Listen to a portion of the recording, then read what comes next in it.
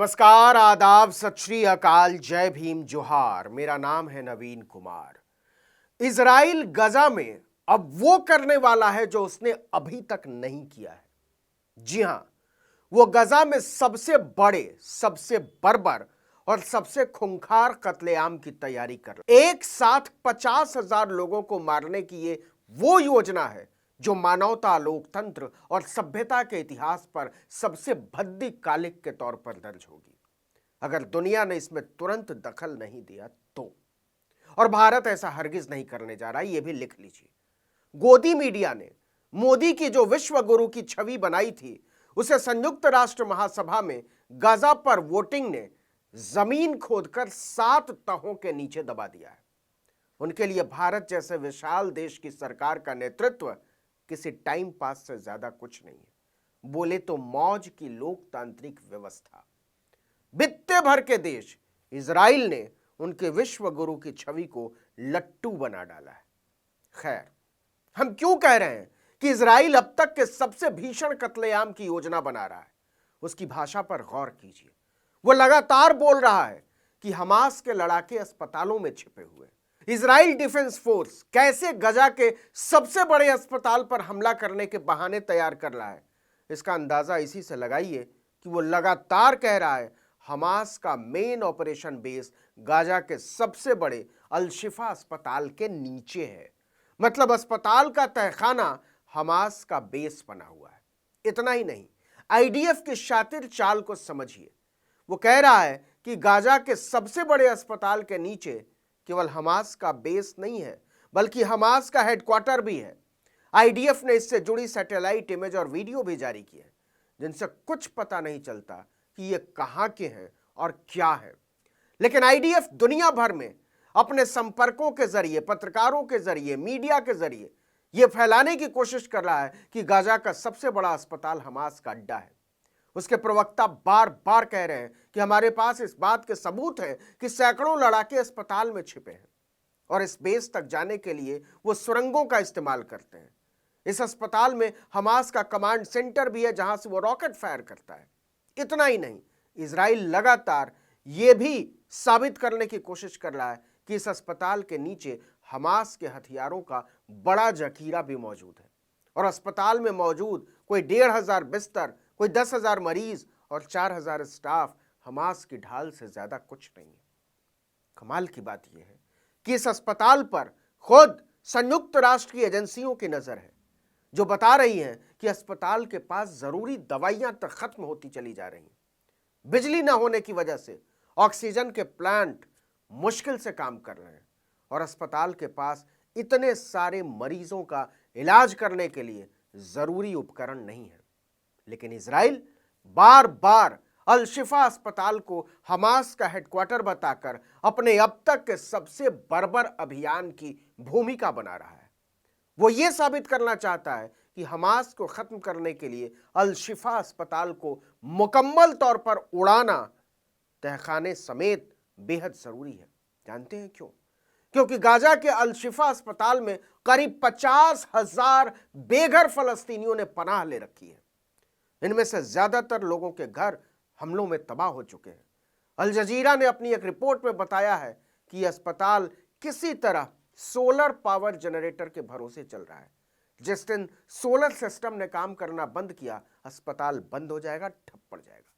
इसके बावजूद फलस्तीनियों ने साउथ गाजा जाने की बजाय इस अस्पताल में रहने का फैसला किया, क्योंकि उन्हें उम्मीद है कि संयुक्त राष्ट्र महासभा में प्रस्ताव पारित होने के बाद इजराइल देर सवेर हमला रोक देगा। लेकिन इजराइल ने फिलहाल इसके कोई संकेत नहीं दिए हैं। उल्टा उसने संयुक्त राष्ट्र के महासचिव से ही इस्तीफे की मांग कर डाली। अल-शिफा अस्पताल पर बम बरसाने का सीधा मतलब होगा लगभग 50,000 बेघर फलस्तीनियों की एक झटके में मौत। हजारों परिवारों की पूरी पीढ़ी एक साथ खत्म। इसीलिए इजराइल लगातार साबित करने की कोशिश कर रहा है कि अल-शिफा अस्पताल इलाज का घर नहीं, बल्कि हमास का घर है, और यहां रह रहे मरीज, उनके रिश्तेदार, बेघर लोग, औरतें और बच्चे हमास की ढाल भर हैं, और उन्हें खत्म करना जरूरी है। अब जरा अल-शिफा अस्पताल के कंपाउंड में रह रहे बेघर शरणार्थियों की स्थिति को भी समझ लीजिए, एक अंदाजा लगेगा कम से कम। हजारों लोग यहां काम चलाऊ टेंटों में रह रहे हैं, चादरों से बने हुए। इन सब के घर इजरायली हमलों में तबाह हो चुके हैं। कई परिवारों से तो केवल 1 या 2 सदस्य बचे हैं और कई परिवारों में केवल एक बच्चा है। लेकिन जैसा कि आप जानते हैं कि इजराइल ने गाजा पट्टी की बिजली और पानी की पाइपलाइन काट रखी है और गाजा में पानी बहुत खारा है। इसे साफ किए बिना न तो पिया जा सकता है, न नहाया जा सकता है, न घर के दूसरे कामों में लाया जा सकता है। लेकिन बिजली न होने की वजह से पानी साफ नहीं हो सकता, इसलिए लोग इसी पानी का इस्तेमाल करने पर मजबूर हैं।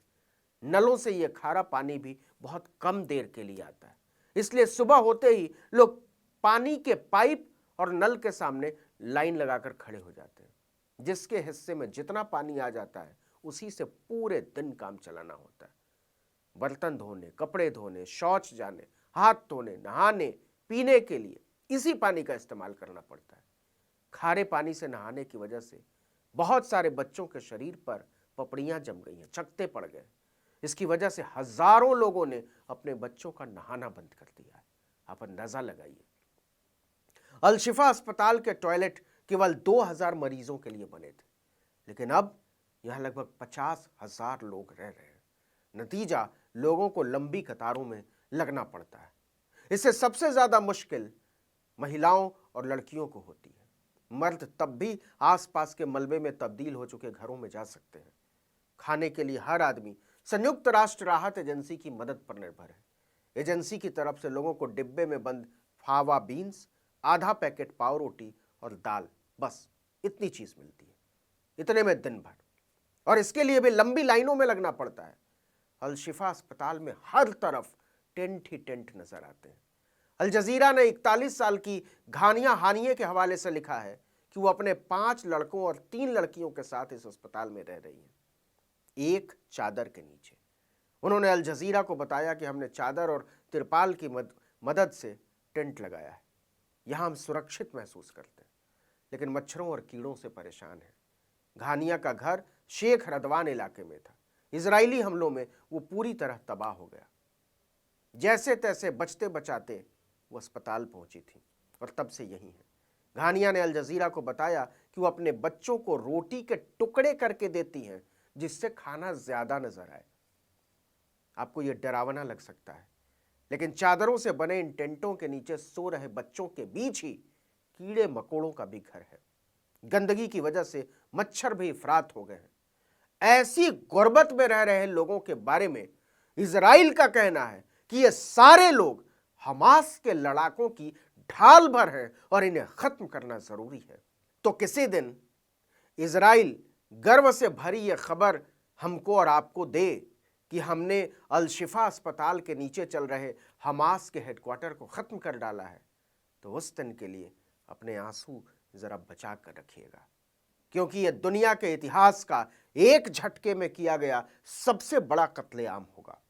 इसमें सबसे ज्यादा होंगी औरतें और छोटे छोटे बच्चे, और यह किया जाएगा लोकतंत्र, मानवता, सभ्यता और शांति के नाम पर। उस दिन धरती अपने बच्चों के वजन से कांप उठेगी और तानाशाह जाम छलकाते हुए ठहाके लगाएंगे। यही दस्तूर तय हुआ है। इस वीडियो में इतना ही, लेकिन अगर आपने आर्टिकल 19 इंडिया को सब्सक्राइब नहीं किया है तो फ़ौरन कीजिए और लोगों से कहिए। हम ट्विटर पर मौजूद हैं, ज़रूर फॉलो कीजिए आर्टिकल 19_इंडिया, और मेरा ट्विटर हैंडल है नवीन जर्नलिस्ट। आप मुझे भी फॉलो कर सकते हैं। नमस्कार।